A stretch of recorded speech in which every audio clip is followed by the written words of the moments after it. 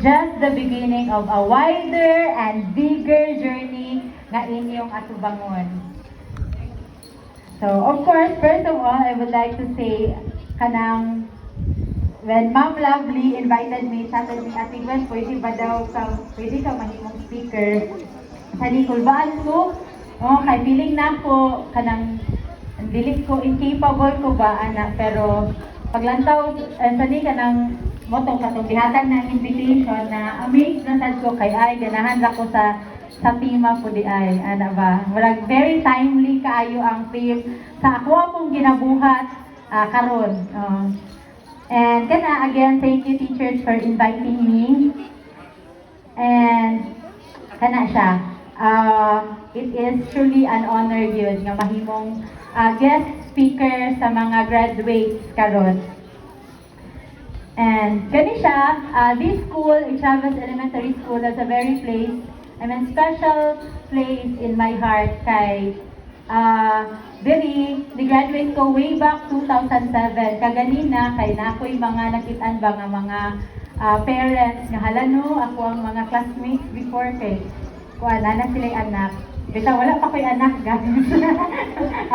Wala pa ko'y anak. So, na-amaze ko nga halano, inana, bitaw, and ni-graduate ko again way back 2007. O kani siya, dako kaayo ni nga school, dako kani siya growth sa akong life, dili ko nag-start og learn. O kay sa una, dili man required ang kanang mag-kinder. So, siguro naka-kinder ko mga 2 weeks lang siguro. O dili jud, grade 1, na pa mo ang teacher, si Ma'am Ansuito. I don't know kung naka-remember pa si Ma'am. Sa amoa, dili jud nag-learn ang kanang sanib magtuon og basa, sulat, anak bitaw jud.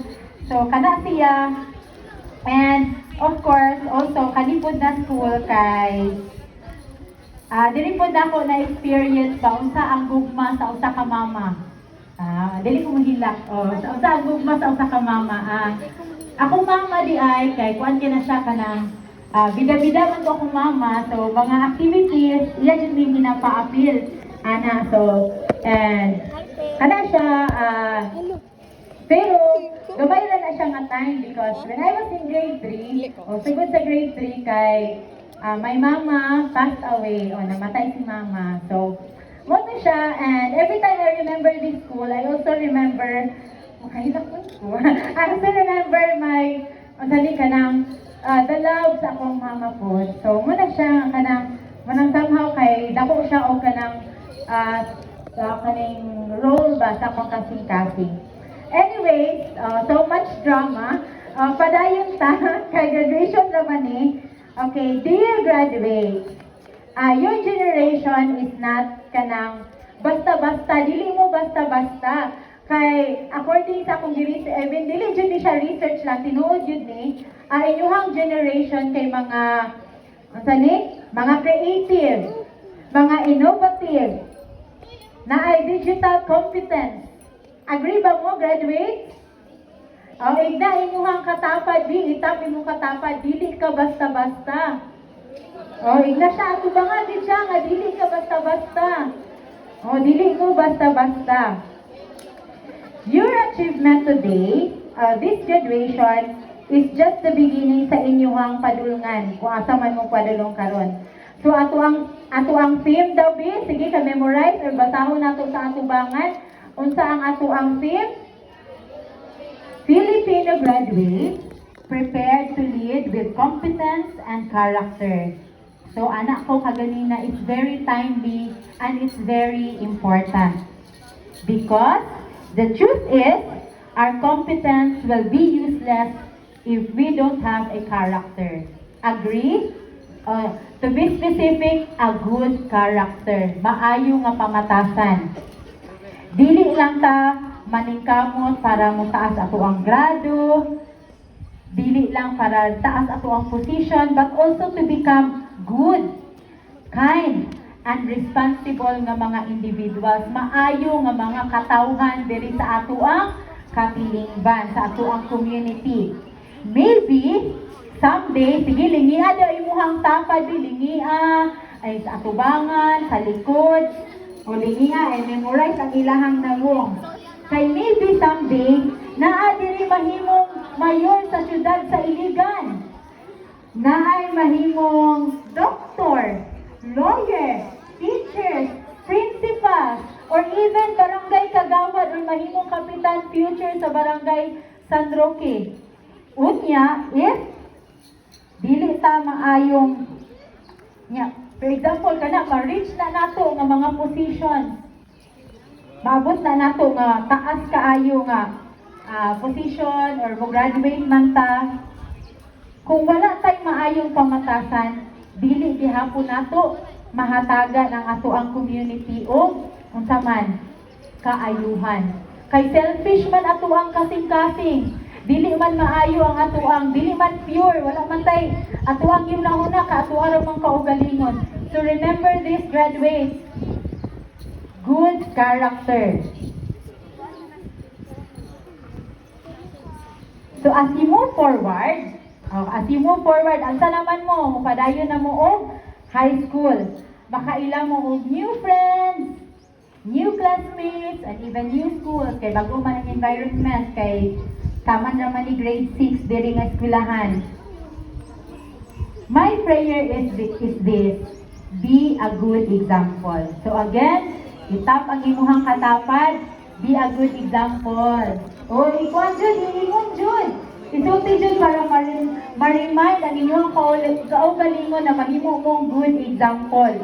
O, sa inyong classmates ba ron, schoolmates, or even teachers, mga younger pa ninyo nga mga generations. Be the kind of student na naay respeto, integridad o kasing-kasing na motabang sa uban. So as we desire to earn a degree in the future, let us also desire nga mahimo tang, let us become a good people nga naay good character. Mga tawo nga makakontribute o kaayuhan sa atuhang community, sa atong katiningban. So let me give you this picture, dear students. Imagine na mo sa usa ka ngit-ngit nga kwarto or ngit-ngit nga room or piyong lang mo gamay, di ba ngit-ngit kaayo na siya. And then kay ngit-ngit man siya, magpasigaw og isa lang ka kandila. Isa lang ka kandila. So kana siya, kanang kandila nga inyong gipasiga, dili na siya kaunon sa kangit-ngit. Muna siya ang unsa man, mo light up sa room. And let it be, in the same way, kamo nga mga graduates, kamo ang maghimong kahayag wherever you go. No? Kanindot ana, kay grabe na kaayo ato ang madunggan diri sa ato ang komunidad, daghan na kaayo mga adik, daghan na kaayo mga kawatan, and ana ra ba sila nagkabata daw na. And hopefully, and I pray Jud, na dili na kamo. Because kamo ang mahimong example yun wherever you go, and you will light up wherever you go. So again, be that light, be that difference. And as what one said, isa may gaingon ani be students, ang kabataan, ang pag-asa ng bayan. Nandiyan sila na-learn sila history. So, ang kabataan, ang pag-asa ng bayan, hinaot, tinuod gihapon na karon, pinaagi ninyo. Tiud na imo ang katapad, pinaagi nimo. Ingapon, pinaagi nako. Pinaagi nimo, pinaagi sa imong kaugalingon o pinaagi ana imong mga classmates karon. And students, I challenge you today na ay inyong mga parents sa likod. Paminaw sa, students, na ay inyong mga parents sa likod. Kay bakasyon man karon, after ani atong ceremony, start practicing your competence and character at home. Mutabang mo sa inyong ginikanan, manglaba ba karon, manghugas plato, manilhig, manglimpyo, because dear students, a true leadership starts at home. Magsugod na sa atuang panimalay. Agree? Agree. And always remember this, ayaw i-underestimate inyong capability. Oh, do not underestimate your capability. So siguro be naagoy mga nakadungog diri og mga Bible stories. O siguro nala ko yung mga ibang example. Kailan mo ni David? Oh, si David kay young boy to siya. Unsa iyang gipildi? Goliath. O usa ka higante. O dayon usa ka young boy nagdala og kanang gamay nga balon og iyahan nang gi-share para unsa man para ma-fed ang pila ka tawo 5,000 ka mga tawo. So dili mo basta-basta, dili ka bata lang, but you can do kanang something good and you can do bigger if magpagamit lang jud ka, if imo lang jud mo share ba ka, magbinutan ba ka, inana. And, kana siya. Sorry. Nawala ko sa kong script. Because, kana jud, God can use you even if in your kanang young age. You can do greater things. Dili ka basta-basta, dili ka bata lang. So again, to our dear graduates, congratulations. Di palakpakan nato atong kaugalingon.